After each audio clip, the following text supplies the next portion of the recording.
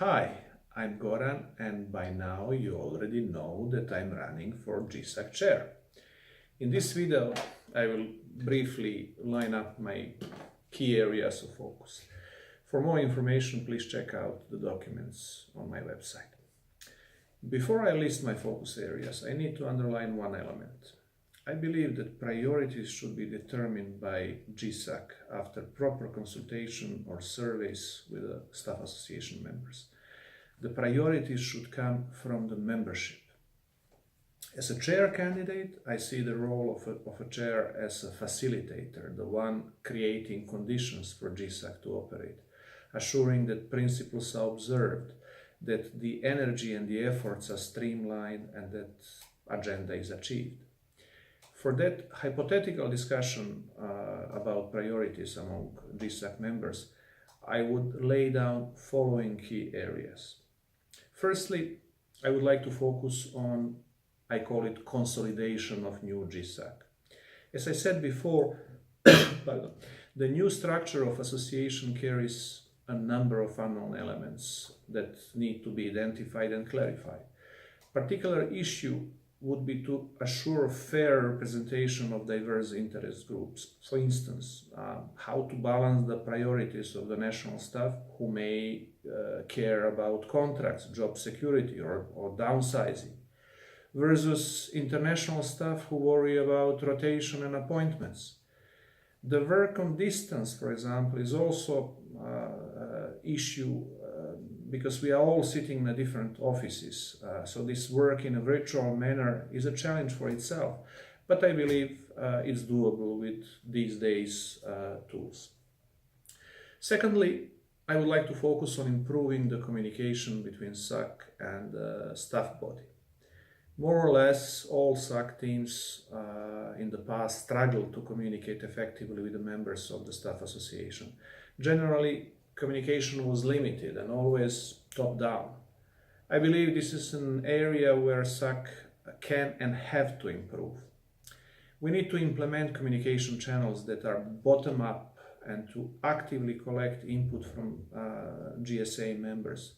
Obviously, the IT and spread of social networking culture and tools promise to make this objective doable.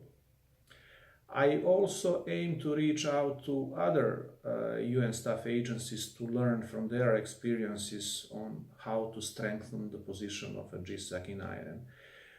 Before, this was also objective, but it was more difficult with a chair who was doing their own work plus chair. Now with a professional position, this is a promising option and necessary option. Thirdly, I want to work on raising the leverage of GSAC's position in the IOM organization. There is a wide perception among staff that SAC has a more consultative nature, where inputs are not necessarily accepted by the administration, and this is happening in a prevailing proportion. This is quite a demoralizing element that carries a risk for the existence of a future GSA. Transforming GSAC character from consultation to coordination, even on some questions, should be the overall objective. While it may take time to achieve it, the interim measure important for confidence building could be a transparent broadcasting of differences in the process of consultation, which didn't happen so far. You may say that above key areas are too technical and too operational.